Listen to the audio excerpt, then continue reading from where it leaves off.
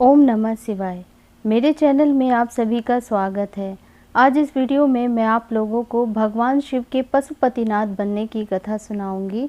तो चलिए वीडियो को शुरू करते हैं और जानते हैं कि भगवान शिव कैसे बने थे पशुपतिनाथ।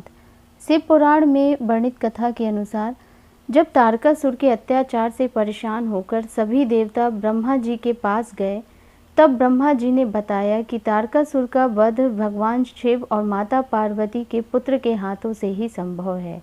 तब भगवान शिव और माता पार्वती का विवाह हुआ और उसके बाद स्वामी कार्तिकेय का जन्म हुआ।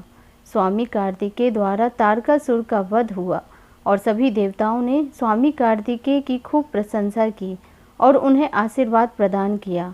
तत्पश्चात सभी देवता बिना किसी भय के प्रसन्नता पूर्वक अपने अपने स्थान में चले गए। दूसरी ओर तारकासुर के वध के बाद उसके तीनों पुत्रों को महान संताप हुआ। वे सभी बहुत दुखी हुए और तारकासुर के तीनों पुत्रों में से सबसे बड़ा पुत्र के नाम था तारकाक्ष, उससे छोटा था विदुनमाली और सबसे छोटे पुत्र का नाम था कमलाक्ष। उन तीनों में समान बल था। वे जितेंद्रिय, सदा कार्य करने के लिए उद्यत, संयमी, सत्यवादी, दृढ़चित्त, महान वीर और देवों से द्रोह करने वाले थे। उन तीनों ने सभी उत्तम से उत्तम एवं मनोहर भोगों का परित्याग करके मेरु पर्वत की एक कंदरा में जाकर परम अद्भुत तपस्या आरंभ की। वहां उन्होंने हजारों वर्षों तक ब्रह्मा जी की प्रसन्नता के लिए अत्यंत उग्र तप किया। तब सुर और असुरों की गुरु महातपस्वी ब्रह्मा जी उनकी तपस्या से अत्यंत संतुष्ट होकर उन्हें वर देने के लिए प्रकट हुए। ब्रह्मा जी ने कहा, महादैत्यों, मैं तुम लोगों के तप से प्रसन्न हो गया हूँ। तुम्हारी कामना के अनुसार तुम्हें सभी वर प्रदान करूँगा। इतना घोर तप किस लिए किया है? ब्रह्मा जी की यह बात सुनकर उन सब ने ब्रह्मा जी के चरणों को छुआ और फिर धीरे धीरे कर अपने मन की बात कहना आरंभ की। दैत्य बोले, भगवान, यदि आप हम पर प्रसन्न हैं और हमें वर देना चाहते हैं तो यह वर दीजिए कि समस्त प्राणियों में हम सबके लिए अवध हो जाएं। हे जगन्नाथ, आप मृत्यु हमारे समीप न आए, हम लोग अजर अमर हो जाएं। उन तपस्वी दैत्यों की यह बात सुनकर ब्रह्मा जी अपने स्वामी भगवान शंकर का ध्यान कर कर बोले, असुरों, अमृत सभी को नहीं मिल सकता, अतः तुम लोग अपना यह विचार छोड़ दो। इसके अतिरिक्त अन्य कोई वर जो तुम्हें रुचिकर हो मांग लो, क्योंकि दैत्यों, इस भूतल पर जहाँ कहीं भी जो प्राणी जन्मा है अथवा जन्म लेगा वह जगत में अजर अमर नहीं हो सकता। इसलिए पाप रहित असुरों, तुम लोग स्वयं अपनी बुद्धि से विचार करके कोई दुर्लभ वर मांग लो। ब्रह्मा जी के ऐसे वचन सुनकर वे सोच विचार करके बोले, भगवान, यद्यपि हम लोग प्रबल पराक्रमी हैं, तथापि हमारे पास कोई ऐसा घर नहीं है जहाँ हम शत्रुओं से सुरक्षित रहकर सुखपूर्वक निवास कर सकें। अतः आप हमारे लिए ऐसे 3 नगरों का निर्माण करा दीजिए जो अत्यंत अद्भुत और संपूर्ण संपत्तियों से संपन्न हो तथा देवता जिनका भेदन न कर सकें। भगवान, आप तो जगत गुरु हैं। हम लोग आपकी कृपा से ऐसे तीनों पुरों में अधिष्ठित होकर इस पृथ्वी पर विचरण करेंगे। इसी बीच तारकाक्ष ने कहा कि विश्वकर्मा मेरे लिए जिस नगर का निर्माण करें वह स्वर्णमय हो और देवता भी उसका भेदन ना कर सके। तत्पश्चात कमलाक्ष ने चांदी के बने हुए अत्यंत विशाल नगर की याचना की और विद्युन्माली ने प्रसन्न होकर वज्र के समान कठोर लोहे का बना हुआ बड़ा नगर मांगा। ब्रह्मन, ये तीनों पुर मध्याह्न के समय अभिजीत मुहूर्त में चंद्रमा के पुष्य नक्षत्र पर स्थित होने पर एक स्थान पर मिला करें और आकाश में नीले बादलों पर स्थित होकर ये क्रमशः एक के ऊपर एक रहते हुए लोगों की दृष्टि से ओझल रहें। फिर पुष्करावर्त नामक काल मेघों के वर्षा करते समय 1 सहस्त्र वर्ष के बाद ये तीनों नगर परस्पर मिलें और एक ही भाव को प्राप्त हों, अन्यथा नहीं। उस समय कृत्तिवासा भगवान शंकर, जो वैर भाव से रहित सर्वदेवमय और सबके देव हैं, लीला पूर्वक संपूर्ण सामग्रियों से युक्त एक असंभव रथ पर बैठकर एक अनोखे बाण से हमारे पुरों का भेदन करें। किंतु भगवान शंकर सदा हम लोगों के वंदनीय, पूज्य और अभिवादन के पात्र हैं। अतः वे हम लोगों को कैसे भस्म करेंगे, मन में ऐसी धारणा करके हम ऐसे दुर्लभ वर को मांग रहे हैं। उन दैत्यों का कथन सुनकर सृष्टिकर्ता ब्रह्मा ने शिव जी का स्मरण करके उनसे कहा कि अच्छा, ऐसा ही होगा। फिर मैं को भी आज्ञा देते हुए उन्होंने कहा, हे मैं, तुम सोने, चांदी और लोहे के 3 नगर बना दो। मैं को आदेश देकर ब्रह्मा जी अपने धाम स्वर्ग की ओर चले गए। तदंतर धैर्यशाली मैं ने अपने तपोबल से नगरों का निर्माण आरंभ किया। उसने तारकाक्ष के लिए स्वर्ण में, कमलाक्ष के लिए रजत में और विद्युन्माली के लिए लौह में से 3 प्रकार के उत्तम नगर तैयार किए। वे पुर क्रमशः स्वर्ग, अंतरिक्ष और भूतल पर निर्मित हुए थे। असुरों के हित में तत्पर रहने वाला मैं इन तीनों पुरों को तारकाक्ष आदि असुरों के हवाले करके स्वयं भी उसी में प्रवेश कर गया। इस प्रकार उन तीनों पुरों को पाकर महान बल पराक्रम से संपन्न वे तारकासुर के पुत्र उनमें प्रविष्ट हुए और समस्त भोगों का उपभोग करने लगे। वे नगर कल्प वृक्षों से व्याप्त तथा हाथी घोड़ों से संपन्न थे। प्रत्येक महल में शिवालय तथा अग्निहोत्रशाला की प्रतिष्ठा हुई थी। उनमें शिव भक्ति परायण शास्त्राज्ञ ब्राह्मण सदा निवास करते थे। वे पापी पुरुषों के लिए मन वाणी से भी अगोचर थे। उन्हें सदाचारी पुण्यशील महात्मा ही देख सकते थे। पति सेवा परायण तथा कुधर्म से विमुख रहने वाली पतिव्रता नारियों ने उन नगरों के उत्तम स्थलों को सर्वत्र पवित्र कर रखा था।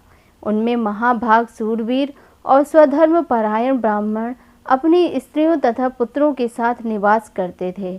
वेदों, शास्त्रों और पुराणों में जिन जिन धर्म का वर्णन किया गया है, वे सभी धर्म और शिव के प्रेमी देवता वहाँ चारों ओर व्याप्त थे। उन नगरों में प्रवेश करके वे दैत्य सदा शिव भक्ति निरत होकर सारी त्रिलोकी को बाधित करके विशाल राज्य का उपभोग करने लगे। तदंतर तारक पुत्रों के प्रभाव से दुखी हुए इंद्र आदि सभी देवता ब्रह्मा जी की शरण में गए। देवता बोले, भगवान, त्रिपुरों के स्वामी तारक पुत्रों ने तथा मयासुर ने समस्त स्वर्गवासियों को संतृप्त कर दिया है। ब्रह्मन, इसलिए हम लोग दुखी होकर आपकी शरण में आए हैं। आप उनके वध का कोई उपाय कीजिए जिससे हम लोग सुख से रह सकें। ब्रह्मा जी ने कहा, देवगणों, तुम्हें उन दानवों से विशेष भय नहीं करना चाहिए। मैं उनके वध का उपाय बतलाता हूँ। भगवान शिव तुम्हारा कल्याण करेंगे। मैंने ही उन दैत्यों को बढ़ाया है, अतः मेरे हाथों उनका वध होना उचित नहीं है। अतः इंद्र सहित सभी देवता शिव जी से प्रार्थना करिए।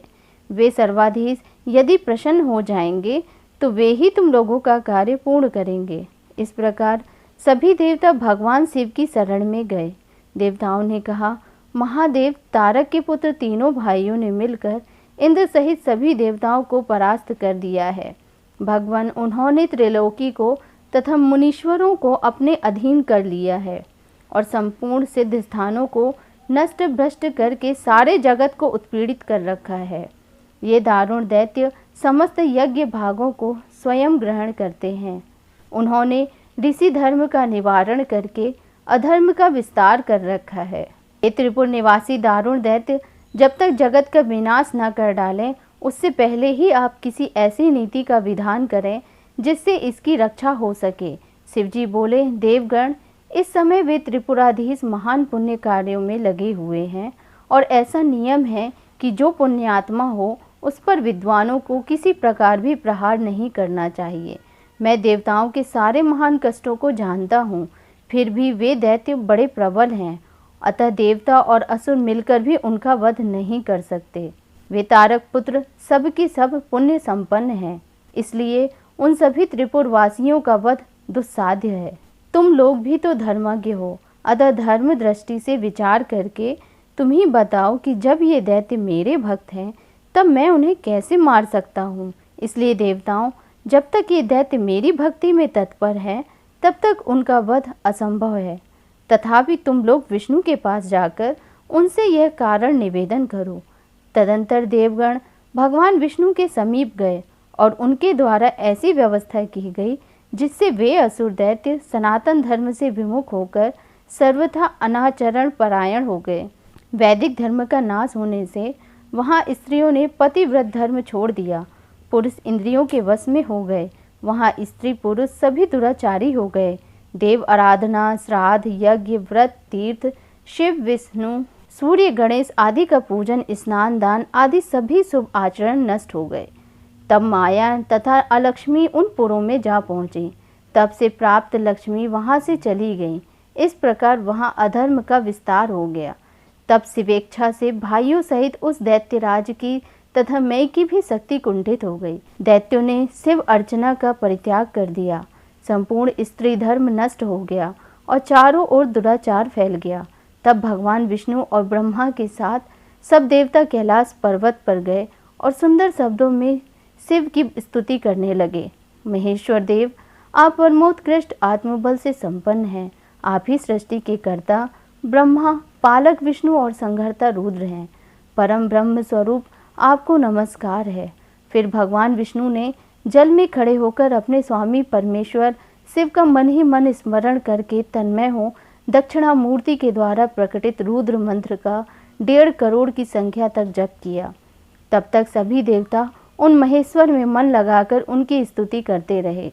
देवों ने कहा, प्रभु, आप समस्त प्राणियों के आत्मस्वरूप, कल्याणकर्ता और भक्तों की पीड़ा हरने वाले हैं। आपके गले में नीला चिन्ह है जिससे आप नीलकंठ कहलाते हैं। आप रुद्र को हमारा प्रणाम है। असुर निकंदन, आप ही हमारी सारी आपत्तियों के निवारण करने वाले हैं। अतः सदा से आप ही हमारी गति हैं और आप ही सर्वदा हम लोगों के वंदनीय हैं। आप ही इस भवसागर से तारने वाले हैं।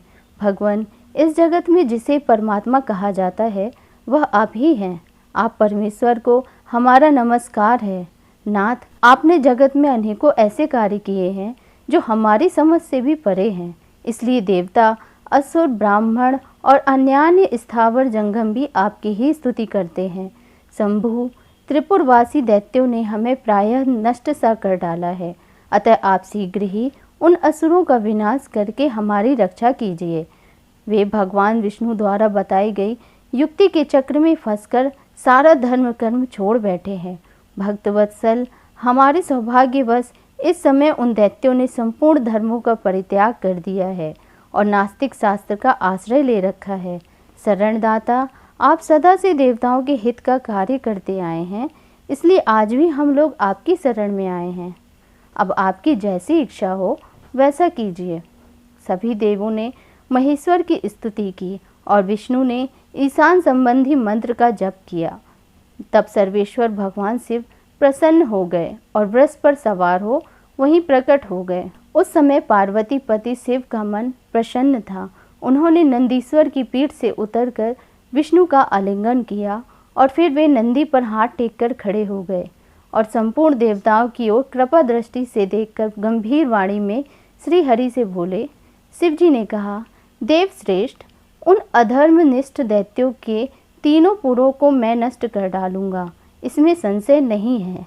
परंतु वे महादैत्य मेरे भक्त थे और उनका मन सुदृढ़ रूप से मुझ में लगा रहता था।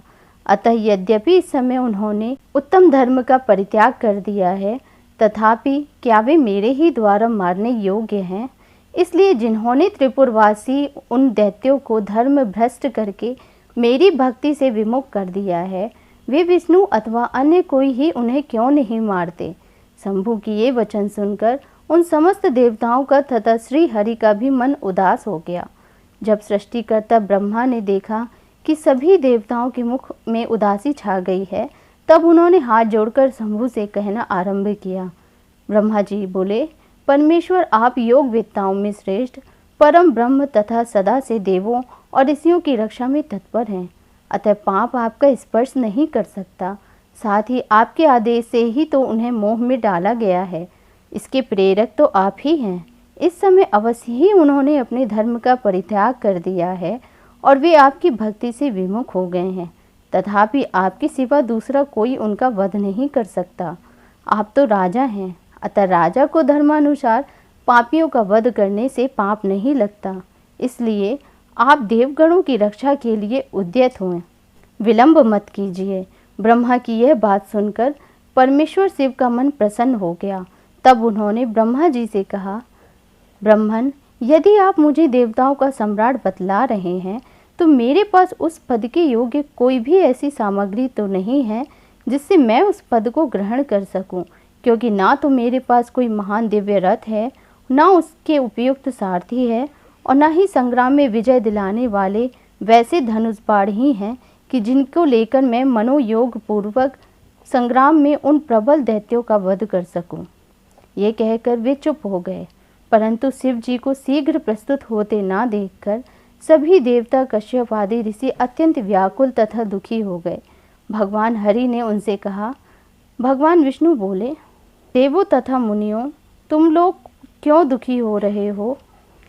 तुम्हें अपने दुख का परित्याग कर देना चाहिए। अब तुम सब लोग आदरपूर्वक मेरी बात सुनो। देवगण, पहले महान कष्ट झेलना पड़ता है, पीछे भक्ति की दृढ़ता देखकर इष्ट देव अवश्य प्रसन्न होते हैं, परंतु शिव तो समस्त गणों के अध्यक्ष तथा परमेश्वर हैं, ये तो आशुतोष ही ठहरे। अतः पहले ओम का उच्चारण करके फिर नमः का प्रयोग करें, फिर शिवाय कहकर 2 बार शुभम शुभम का उच्चारण करें, उसके बाद 2 बार कुरु कुरु का प्रयोग करके फिर शिवाय नमः ओम जोड़ दें। ऐसा करने से ओम नमः शिवाय शुभम शुभम कुरु कुरु शिवाय नमः ओम यह मंत्र बनता है। यदि तुम लोग शिव की प्रसन्नता के लिए इस मंत्र का पुनः 1 करोड़ जप करोगे तो शिव जी अवश्य तुम्हारा कार्य पूर्ण करेंगे। प्रभावशाली श्री हरि ने जब ये कहा तब सभी देवता पुनः शिव जी की आराधना में लग गए। तत्पश्चात श्री हरि भी देवों तथा मुनियों के कार्य की सिद्धि के हेतु शिव में मन लगाकर विशेष रूप से विधि पूर्वक जप में तत्पर हो गए। देवताओं द्वारा 1 करोड़ बार मंत्र का जप होने के बाद स्वयं साक्षात शिव पूर्वोक्त स्वरूप धारण करके प्रकट हो गए और कहने लगे, महान देवगण तथा उत्तम व्रत का पालन करने वाले मुनियों, मैं तुम लोगों के इस जप से प्रसन्न हो गया हूँ, अतः अब तुम लोग अपना मनोवांछित वर मांग लो। देवताओं ने कहा, देवादिदेव कल्याणकर्ता जगदीश्वर, यदि आप हम पर प्रसन्न हैं तो देवों की सुरक्षा का विचार करके शीघ्र ही त्रिपुर का संहार कीजिए। देवताओं की बात सुनकर शिवजी मन ही मन प्रसन्न हुए और बोले, ब्राह्मण, देवगण तथा मुनियों, अब त्रिपुर को नष्ट हुआ ही समझो। तुम लोग आदर पूर्वक मेरी बात सुनो। मैंने पहले जिस दिव्य रथ, सारथी, धनुष और उत्तम बाण को अंगीकार किया है, वह सब शीघ्र ही तैयार करो। विष्णु तथा विधेय, निश्चय ही तुम दोनों त्रैलोकी के अधिपति हो, इसलिए तुम्हें चाहिए कि मेरे लिए प्रयत्नपूर्वक सम्राट के योग्य सारा उपकरण प्रस्तुत कर दो। तुम दोनों सृष्टि के सृजन और पालन कार्य में नियुक्त हो, अतः त्रिपुर को नष्ट हुआ समझकर देवताओं की सहायता के लिए यह कार्य अवश्य करो। यह शुभ मंत्र जिसका तुम लोगों ने जप किया है, महान पुण्यमय तथा मुझे प्रसन्न करने वाला है। यह भुक्ति मुक्ति का दाता, संपूर्ण कामनाओं का पूरक और शिव भक्तों के लिए आनंदप्रद है। यह स्वर्गकामी पुरुषों के लिए धन, यश और आयु की वृद्धि करने वाला है। जो मनुष्य पवित्र होकर सदा इस मंत्र का कीर्तन करता है, सुनता है अथवा दूसरों को सुनाता है, उसकी सारी अभिलाषाएं पूर्ण हो जाती हैं। परमात्मा शिव की यह बात सुनकर सभी देवता परम प्रसन्न हुए और ब्रह्मा तथा विष्णु को तो विशेष आनंद प्राप्त हुआ। उस समय विश्वकर्मा ने शिव की आज्ञा के अनुसार विश्व के हित के लिए एक सर्वदेवमय तथा परम शोभन दिव्य रथ का निर्माण किया। उस रथ के दाहिने चक्र में सूर्य और वाम चक्र में चंद्रमा विराजमान थे। दाहिने चक्र में 12 अरे लगे हुए थे, जिनमें 12 सूर्य प्रतिष्ठित थे, और बायां पहिया 16 अरों से युक्त था, जिनमें चंद्रमा की 16 कलाएं विराजमान थीं। सभी 27 नक्षत्र भी उस वाम चक्र की ही शोभा बढ़ा रहे थे। 6 ऋतुएं उन दोनों पहियों की नेभी बनी। अंतरिक्ष रथ का अग्रभाग हुआ और मंद्रांचल ने रथ की बैठक का स्थान ग्रहण किया। इंद्रियां उसे चारों ओर से विभूषित कर रही थीं और श्रद्धा उस रथ की चाल थी। संपूर्ण शुभ लक्षणों से युक्त बल संपन्न श्रेष्ठ मंत्र घंटा के स्थानापन्न हुए और वर्ण तथा आश्रय उनके पाद बने। सहस्त्र फणों से सुशोभित शेषनाग बंधन रज्जु हुए और दिशाएं तथा उप दिशाएं उनके पाद बने। और चारों समुद्र उस रथ के आच्छादन वस्त्र बने। गंगा आदि सभी श्रेष्ठ सरिताओं ने सुंदर स्त्रियों का रूप धारण किया और समस्त आभूषणों से विभूषित हो हाथ में चैवर ले यंत्र तंत्र स्थित होकर वे रथ की शोभा बढ़ाने लगी। नीचे के लोकों के निवासी उस रथ का तल भाग हुए। भगवान ब्रह्मा लगाम पकड़ने वाले सारथी हुए और ब्रह्म दैवत ओंकार उन ब्रह्मदेव का चाबुक हुआ। आकार ने विशाल छत्र का रूप धारण किया। मंदराचल पार्श्व भाग का दंड हुआ। शैलराज हिमालय धनुष और स्वयं शेष नाग उसकी प्रत्यंचा बने। श्रुति रूपिणी सरस्वती देवी उस धनुष की घंटा हुई और महातेजस्विनी विष्णु बाण तथा अग्नि उस बाण की नोक बने। चारों वेद उस रथ को चलाने वाले घोड़े कहे गए। संक्षेप में कहें तो ब्रह्मांड में जो कुछ भी वस्तु थी वह सब उस रथ में विद्यमान थी। इस प्रकार बुद्धिमान विश्वकर्मा ने ब्रह्मा और विष्णु की आज्ञा से उस शुभ रथ का तथा रथ सामग्री का निर्माण किया था। इस प्रकार के महान दिव्य रथ में ब्रह्मा जी शिव शंभु को रथ में चढ़ाने लगे। उस समय ऋषि, देवता, गंधर्व, नाग, लोकपाल और ब्रह्मा विष्णु भी उनकी स्तुति कर रहे थे। लोक की सारी वस्तुओं से कल्पित उस रथ पर शिवजी चढ़ ही रहे थे कि वेद संभूत वे घोड़े सिर के बल भूमि पर गिर पड़े। पृथ्वी में भूकंप आ गया। सारे पर्वत डगमगाने लगे। शेषनाग शिवजी का भार न सह सकने के कारण आतुर हो कांप उठे। तब उसी क्षण भगवान धरणी धरने उठकर नंदीश्वर का रूप धारण किया और रथ के नीचे जाकर उसे ऊपर को उठाया। परंतु नंदीश्वर भी रथारूढ़ महेश के उस उत्तम तेज को सहन न कर सके। अतः उन्होंने तत्काल ही पृथ्वी पर घुटने टेक दिए। तत्पश्चात भगवान ब्रह्मा ने शिव जी की आज्ञा से हाथों में चाबुक ले घोड़ों को उठाकर उस श्रेष्ठ रथ को खड़ा किया। तत्पश्चात भगवान ब्रह्मा ने शिव जी की आज्ञा से हाथों में चाबुक ले घोड़ों को उठाकर उस श्रेष्ठ रथ को खड़ा किया।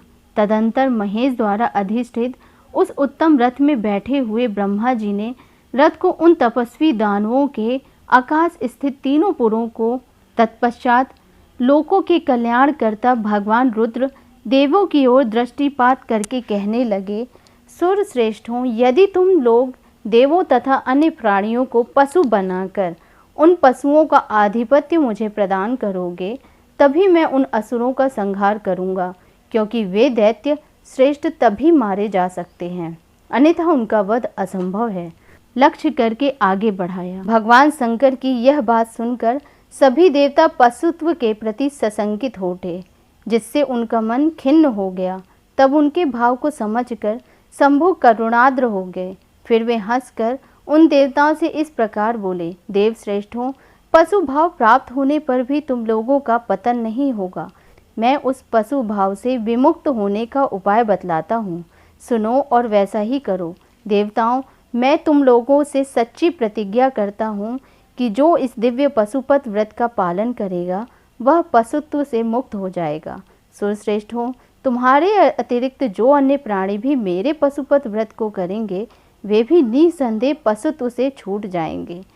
जो नैतिक ब्रह्मचर्य का पालन करते हुए 12 वर्ष तक, 6 वर्ष तक तथा 3 वर्ष तक मेरी सेवा करेगा अथवा कराएगा वह पशुत्व से विमुक्त हो जाएगा।